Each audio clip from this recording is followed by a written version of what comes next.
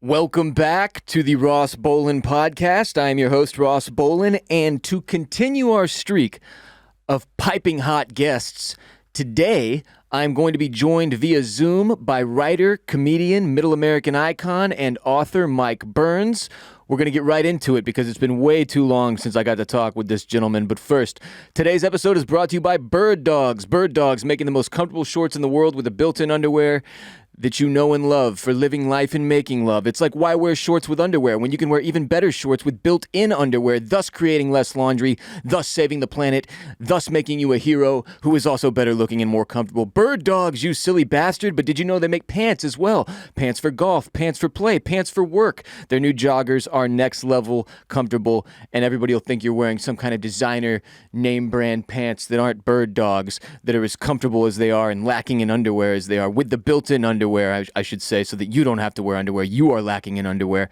Who the fuck likes being uncomfortable? If you're not wearing Birddogs this summer, you probably poop with your pants on. It's time to upgrade to the shorts and pants of the future. Your balls will thank you. Go to birddogs.com, enter promo code ROSS, and they will throw in a free Birddogs Yeti tumbler. They found Yeti's $90 tumbler, they copied it, and now Birddogs is giving it away to you with your purchase when you use code ROSS, R-O-S-S, at checkout on birddogs.com. That's birddogs.com, promo code ROSS, and boom, a free Birddogs tumbler with your pair of Birddogs. You will not take these things off, I promise you. Code ROSS when you check out on birddogs.com.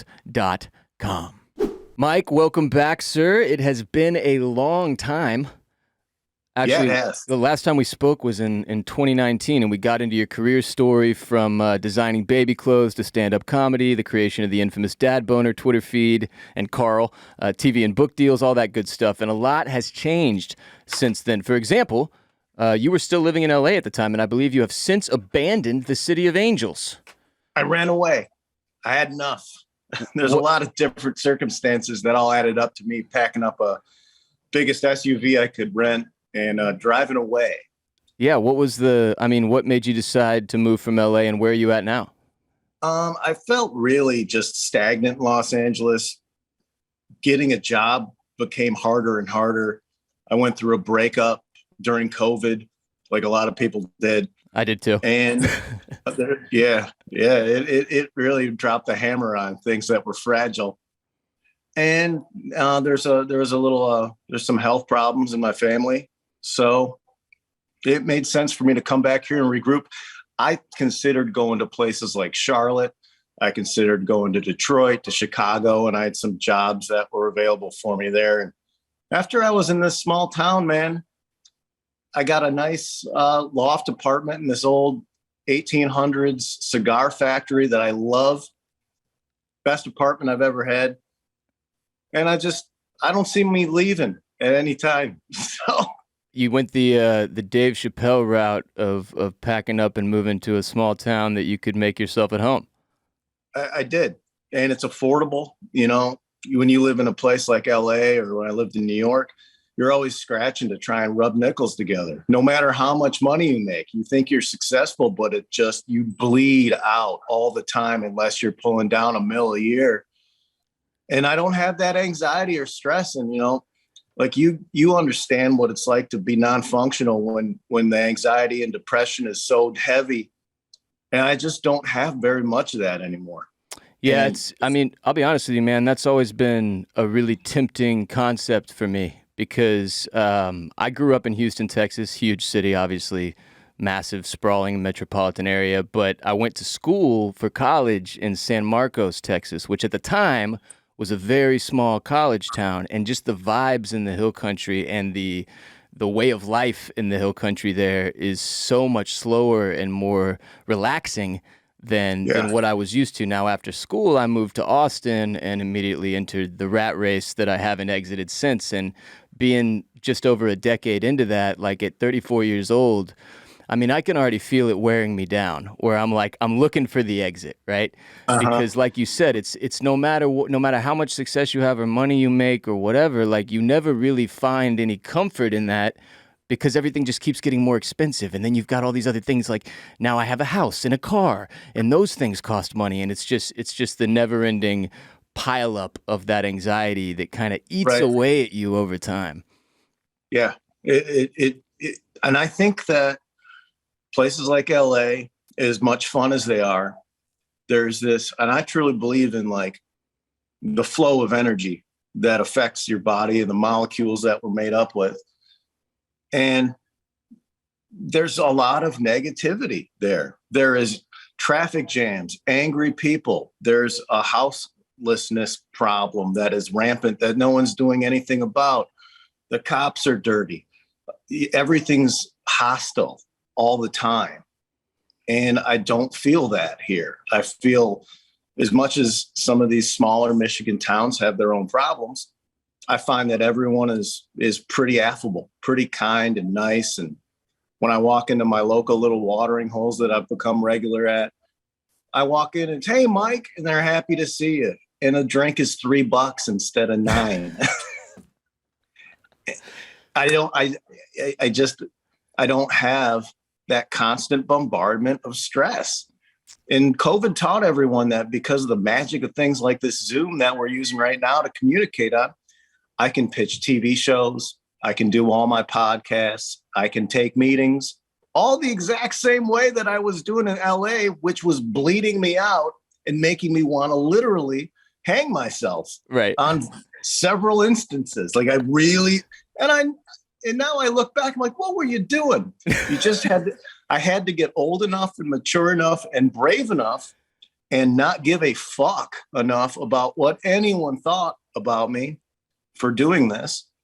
And I would have bet everything I had, like 3 years ago, I would have bet every last penny belonging that I had that I would never, ever come back and live in a place like Saginaw, Michigan, because I was so staunch on this ego-driven idealism of I live in LA, I can hack it, I'm tough enough. I lived in New York, I can handle it, I'm tough enough.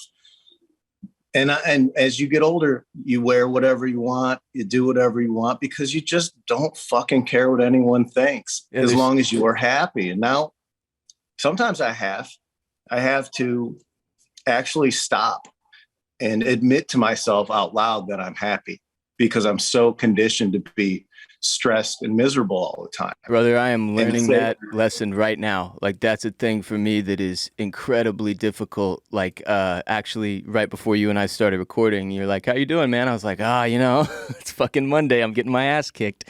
And in truth, I mean, that's not really the case. It's just that I am so used to going into Mondays so fucking stressed out and beaten down that it's almost automatic now. It doesn't even matter how good things are going and how much I've turned my life around or how happy I am. So I have to stop and remind myself, like, dude, you're doing it. You're okay.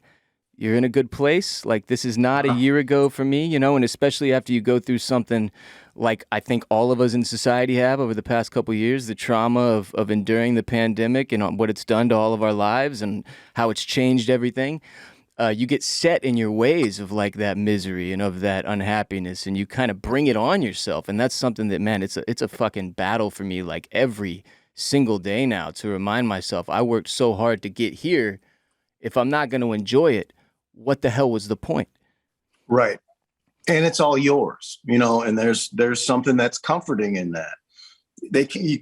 Your house is yours. Your podcast is yours. No one can take it away from you. No one can fire you. And if you need an extra 2 hours to sleep in or do whatever it takes to get the job done, it's okay to do that. And I have to have those conversations with myself in the shower. I did this morning. I was like, I felt stressed. I had some work to do this morning. I knew I had this on my plate. And after Sunday fun day, I went out with moms and took her to a nice meal. We had some cocktails, and then I came home and had a few Busch Lights and tossed down 20 milligrams of gummies. And I woke up a little bit touched, but I had to remind myself, no, dude, this isn't like before. You're not even that hungover. You just need to gun a yogurt and drink a few Gatorades, take a nice long hot shower, and pop on Sports Center or whatever, and I feel like $1 million, because the spiral that I would have gone down before in Los Angeles would have been, fuck, I can't handle this, I can't deal, I'm just going to blow off everything and I know I've got 6 light beers in the fridge. I'll just slam those and then maybe get some garbage McDonald's or something and feel better for a half hour. And then the cycle will just begin again. But now I can tell myself, honestly, your life is nice. You finally have everything together. No one can take any of this shit away from you. So enjoy it. Enjoy feeling okay and take a moment. And it sounds very Stuart Smalley, but it's taken me a long time to get into my 40s and to be able to talk to myself this way, honestly, and be like, look, man, you've done enough. You've done plenty.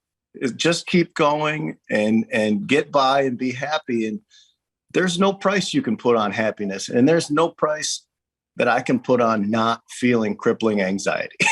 Oh, I can't. It's fantastic. I would pay and give away anything to not feel, only people that have severe anxiety issues know what it feels like to have some ghost in your chest that you can't get rid of no matter what you do. I think it's weird because you mentioned earlier that you have to kind of remind yourself of and one of the things I've learned over the past, really only the last 2 years in therapy in particular, has been look, there are different kinds of people in this world, right? Human beings are not all the same. We're not all impacted the same by different, energy that you mentioned earlier. I am, as an empath, super susceptible to other people's energy, and I have to protect myself from that. And you mentioned all the anger, even in traffic. Well, one of the reasons I have massive anxiety in the car, typically it's one of my biggest struggles, is driving behind the wheel. I get my worst anxiety there, and it's because I can feel all these motherfuckers around me and their shit coming into my body and screwing with me. And it's for a long time, I fought that because I told myself, yeah, fuck that. I'm stronger than everybody else. People who have to worry about shit like that are weak, and there's all these negative connotations that come into play, and all that's horse shit. If the only thing that matters is the pursuit of happiness and freedom, which for me, those are the only things that matter, then why put yourself in that position? It's just taken me a long time to learn those lessons. It's tough. I hated driving in LA. Yeah, I had a job for 2 years where it was 13 miles away, and it would be an hour and a half to 2 hours each way every day. And I dreaded getting in that car. I felt like I was trapped in a cage. And, when you have fight or flight tendencies, I want to get out of that car so fucking bad. And now it's a joy. There's no traffic where I live. When I get ever, I'm so jealous right now. Once in a while, it takes an extra 5-10 minutes, and a light's kind of long. But for the most part, I can get up and pop in the car and just drive 20 minutes away to another little town and go have lunch, go look at the river, look at a lake. And it's just windows down, music up, big fucking smile. It's great. So there's nothing about the move that has made you, miss Los Angeles or that lifestyle at all, it sounds like. I miss my friends. I miss being able to golf all year round. And I miss tacos, street tacos, but that's really it. Literally, that's it. Those are the only things that I miss. I miss my friends terribly. I have a very tight crew, and one of them moved back 2 hours away from me. He did the same thing. So that's nice. And I've got buddies who are around here, but my crew in LA was very, very tight, and they're brothers to me that I've been with for so long. But now we have Zoom. We do Zoom podcasts. I hang out with them more than I did before. It's not the same, but we drink beers and talk for an hour. And I might not have seen them for 2 weeks previously. Now it's every week, Monday. We do that Monday Night Beers pod. Me, Jesse Pop, Gnarly Zach, and Vince Averill. We drink beers and bullshit for an hour and a half. And I feel like I got to touch them. Of course, they get to go to the dive bar that I love so much afterwards. I can't do that, but you got to give a little to get. You can't have everything. I can't have that and this joyous bat cave that I've built for myself here. Yeah, you mentioned your podcasting, and obviously Power Moves with Mike Burns drops on Thursdays everywhere podcasts are played. Is the show your main creative outlet at the moment? Yes. I mean, I still, again, I have TV shows on dockets with producers, and those are all dice rolls. Yeah. I've really tried to also stop putting so much emotional weight on myself to try and get things done, because it's a crapshoot. There's 1,000 TV shows being pitched all the time. The odds of it actually happening are very, very, very slim. So I don't try to worry about that anymore. I just worry about what I can control. And that's my podcast. I getting to do the Thursday show, which has a Patreon outlet that's about 45 minutes, and then an hour to an hour and a half with a regular show. It rounds out to about 2 hours of me just riffing. There's a produced tab sheet of what the talking points are. Sure. But I don't really have the need to go and even do stand-up anymore, because stand-up, as much as I loved it for so long, it didn't make me happy anymore. So why am I fucking doing it? And a lot of people gave me shit for that too. Like, you got to do stand-up, man. You're so funny. I'm like, yeah, but it doesn't make me happy. The podcast makes me happy. It's satisfying. It's mine. It's tangible. It's recorded and edited, and everyone can enjoy it. And not only can everyone enjoy it, it's thousands and thousands of people can enjoy it. Before, I was stressing out to go, and maybe there'd be 50 people at a show. Sometimes there were 5, and no one remembered the shit I said for 10 minutes. But now it's a beautiful, real thing that I made that gives me income. And that's all I care about. I don't have managers telling me what to do, no agents, no producers. No one tells me a goddamn thing of what I'm going to say or talk about on that show. It's all mine. It's funny you mentioned letting go of like the pressure of trying to get shows pitched or bought, like the second it's like, to me, what I've noticed in life is that when you let go of that attempt to control, it's like shit is actually way more likely to click into place once you've removed your mindset that you are the one that's going to make it happen, that everything is on you, and if you don't do it, it won't occur. Like that right. That isn't the way fucking anything actually works. It's just what we tell ourselves so that we feel like we have some semblance of control. Right. There's a lot to be said by just, again, energy, flow in the right direction of the positive energy, and take all the negative parts that you can control and alleviate from your life. Get rid of it. You don't owe anyone shit except for your mother, and that's it. You take care of your family, and everyone else, you don't owe them anything. You mentioned stand-up. What do you make of the Dave Chappelle attack? Is the art of comedy in danger of becoming extinct, like the people on the internet would have us believe? I think it'll turn around, and a lot of that stuff it gets national coverage, the outrage, all that. It's big cities. It's really not the general consensus of what the rest of the country thinks. So this anger that's built up over comments, then I love Dave Chappelle. I absolutely love him. Everything he puts out.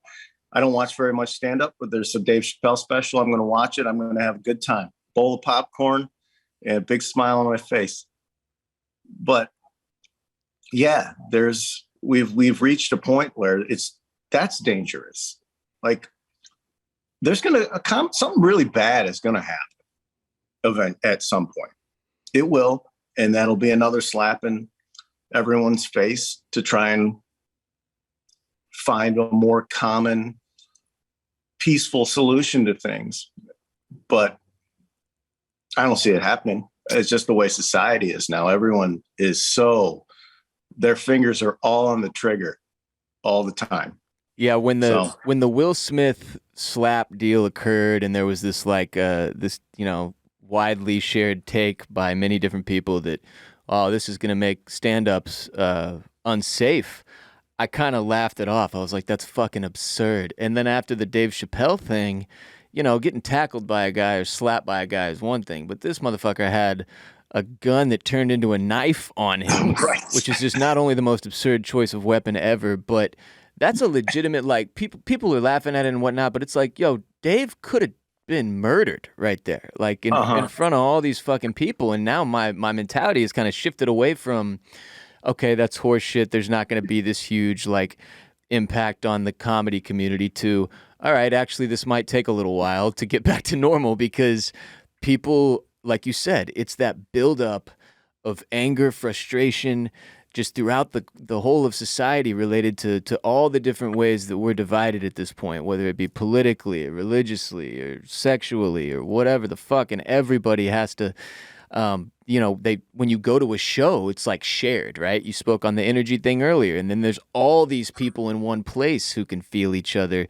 and it just makes it an incredibly tense situation. So obviously very happy that Dave didn't get hurt, and the beatdown that ensued is funny to me. That's comedy. Loved it. But but it's definitely a weird spot. You and I went back and forth a little bit on Twitter about this, but did you get to watch the season finale of Winning Time yet?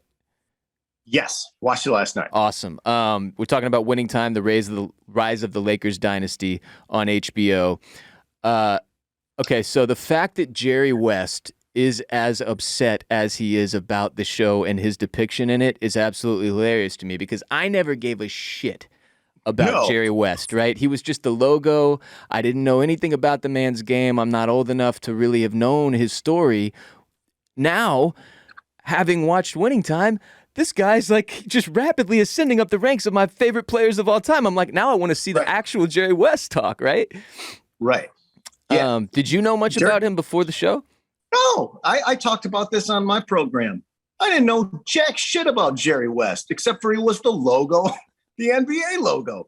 He's just some oldie time guy who probably shot granny shot free throws or something, and dribbled the ball up to his tits and a lot of chest passes. I never had any interest in Jerry West whatsoever. Now I think he's fucking rad. Now I think I like that. Because it's a guy who really cares, and he has a real humanity to him.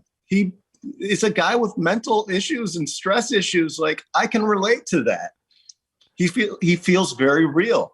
I think Jerry West really needs to take a step back and talk to some people. Hey man, we don't think you suck. We think you're cooler than before. Yeah, the show to me has been a massive boost to his reputation, and introduced him to, I mean, really multiple generations of basketball fans that didn't know who he was. And it's just so fucking, it's like the ultimate Hollywood attempt to control your image thing. And the thing is, if you didn't have an image to fucking begin with, aside from being the literal image of the league, it doesn't make sense to me. It's just weird. But also what he's doing by this lawsuit is reinforcing that he is like that. It's creating the exact opposite. He's providing us with the proof. Now it sounds like some old man, like, what are they what's HBO? Okay, like from before, that old thing, yeah, that's still around. What did they make me what, a psychopath? This is absurd. Now you're all sued, you fucking pieces of shit. That's how he comes off now. Yeah, I mean, it just, the whole story, the whole situation with Jerry West has been really funny to watch unfold, especially because they have the massive disclaimer at the front and back of every single episode that says this is fictionalized for the sake of entertainment. Like same as every TV show. Right. Like, I don't know how he thinks there's some right for him to sue in there, where honestly, when I'm watching it, I'm going, the guy that should sue is Magic. because if anybody's being made to look bad, it's at least on the personal side of his life, it is certainly Magic Johnson, not Jerry West. Speaking of drama in the headlines, I haven't gotten the chance to hear you speak on this at all. I don't know if you have or if you even want to, but do you have any Johnny Depp versus Amber Heard takes that I need to hear? And has anyone ever shit in your bed? No one has ever shit in my bed. Not even me. Not even me. And I'm very blessed. Hashtag blessed. I mean, they're both Hollywood people. They are what they are. I do side with Johnny Depp. I don't know what the general consensus is of But from what I've seen, I've not watched it. I don't pop on court TV and watch it. I just watch the little highlights here and there. Same. But he comes off as kind of a prick, which we would all assume. He's all those Jack Nicholson, any of those guys. You can picture them being hotheads and throwing whiskey glasses across the house. But he doesn't really do anything that's seriously abusive. He's just kind of a prick. And she seems like also kind of a prick. So fuck them both, like I don't understand what is essentially happening. Defamation is just a defamation suit, right?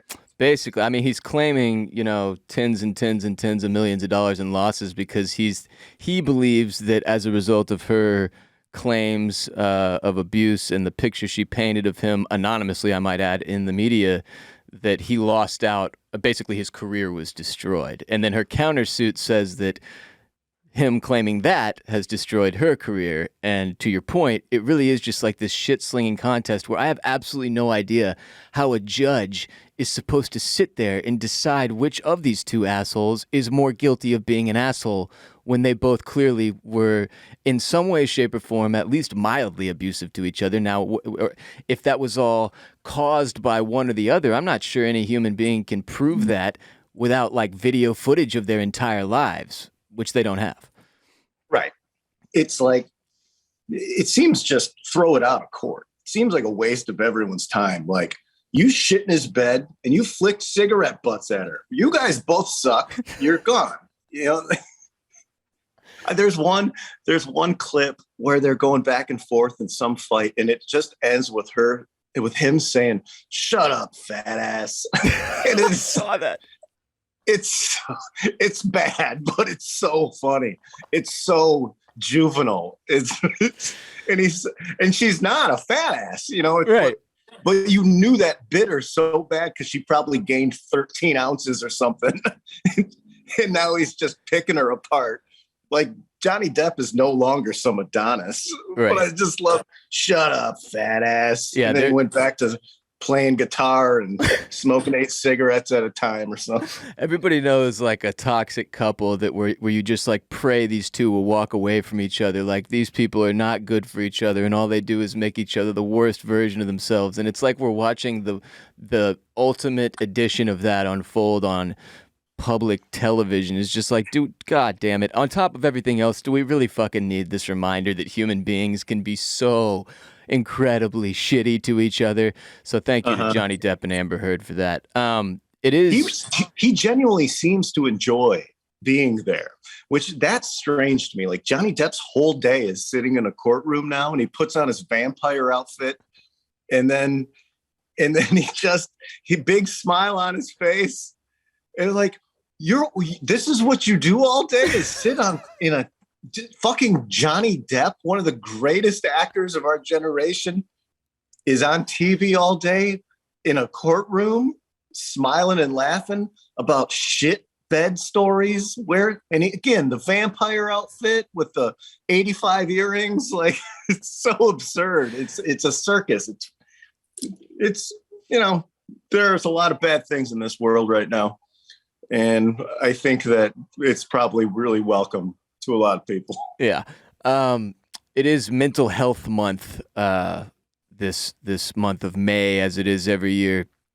We've touched a little bit about the ways that you've gone about securing more mental health, I guess, in a positive way for yourself. Do you have any, mental health maintenance tips or advice for our audience on how to maintain sanity in 2022 when it does seem that the world is on fire every day?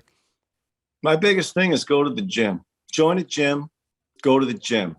If you don't feel like going to the gym, if you have anxiety and you feel like you can't leave the house, you need to figure out a way to do baby steps like What About Bob, and get in that car and point the car.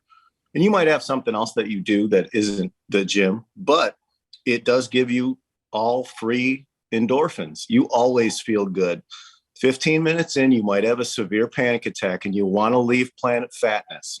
You'll need to get the fuck out of Planet Fatness, but you need to just turn up those headphones a little bit louder. Whatever song makes you feel escaped from the current state you're in, and push through. And and then when they hit the treadmill, burn your arms out, do whatever you have to do. It's free. And it almost always works for me. I know it's not for everyone, but if doing physical exercise that is very, very strenuous is an invaluable thing to me. And it's allowed me to cut down on, like, instead of taking a Xanax, I go to the gym. It's a better option. And I mean, obviously, as a guy who's done both, it is the option that leads to longer term success, right? It's the one that leads to longer lasting results. If you can everybody has the ability to go pop a Xanax or crush 12 beers or smoke a half ounce of weed. But the thing I've obviously found over the course of my mental health journey is that, like, yeah, but then the next day you wake up and that shit is not only still there, it's worse a lot of the time.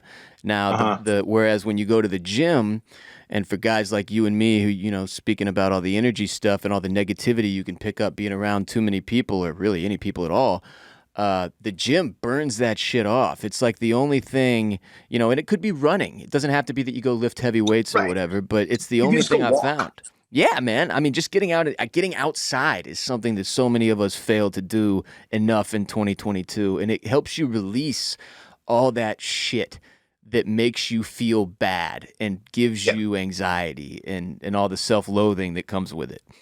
Drink a bunch of water and just walk. Walk until you're tired, like you're really tired, and then slowly walk home and think about what you were going to do instead. And you'll always thank yourself for that choice, and you'll look better.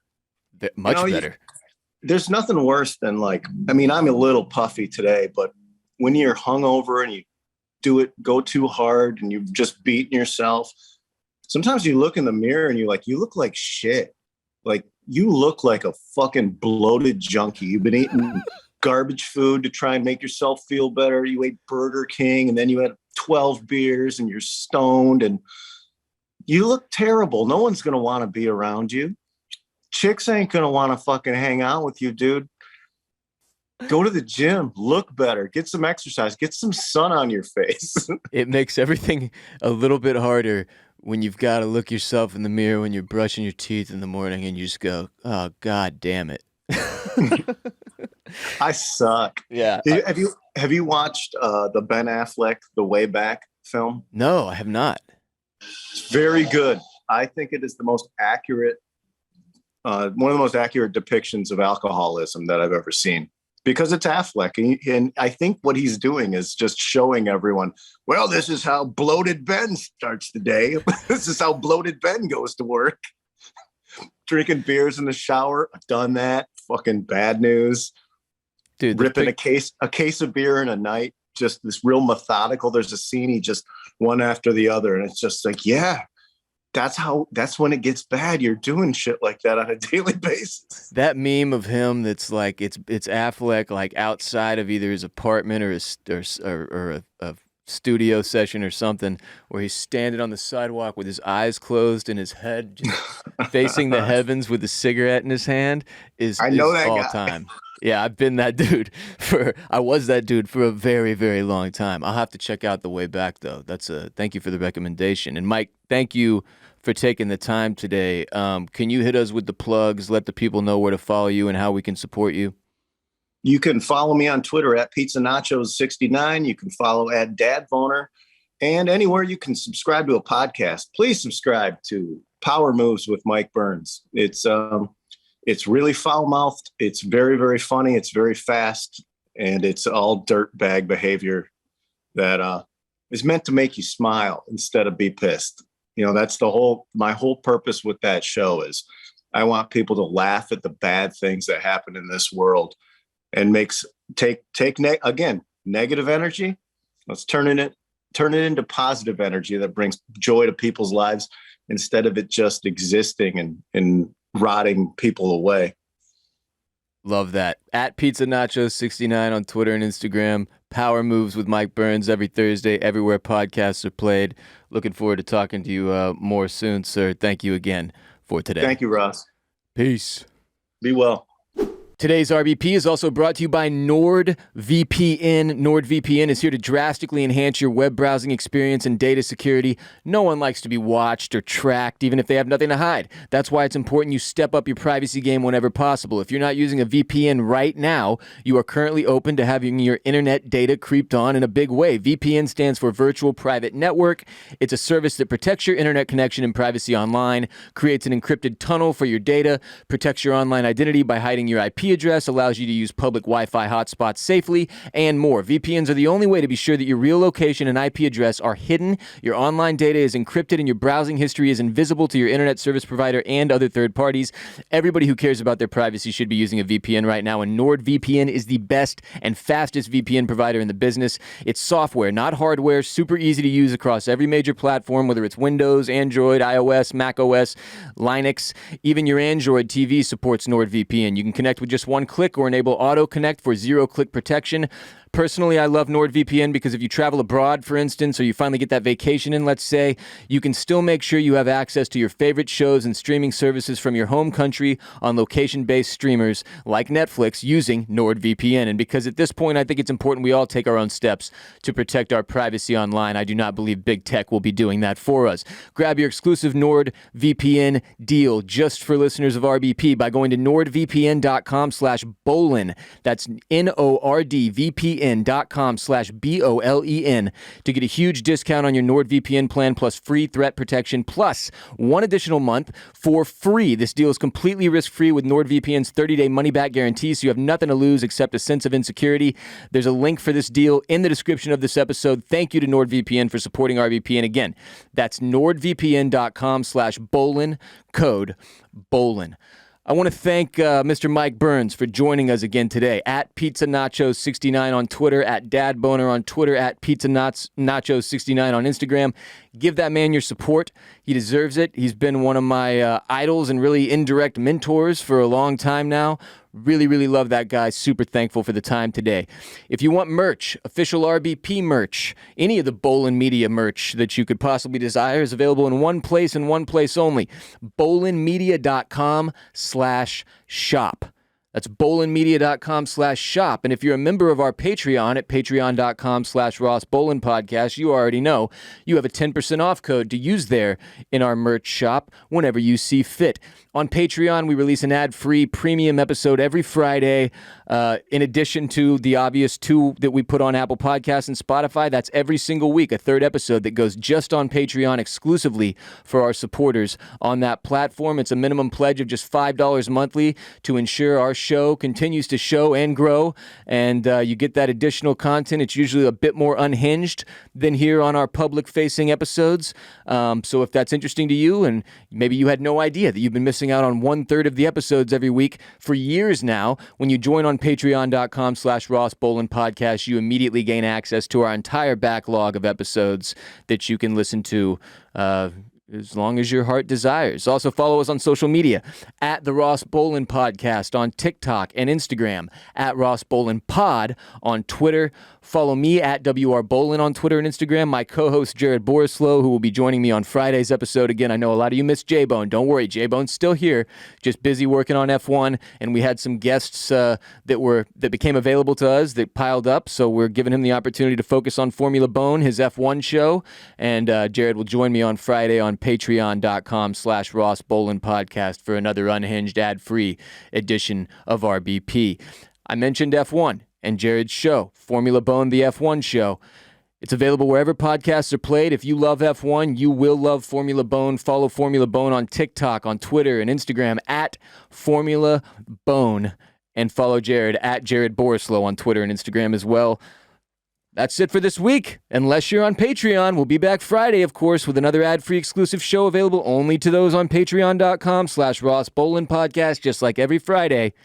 Until next time, peace be with you, and also with you.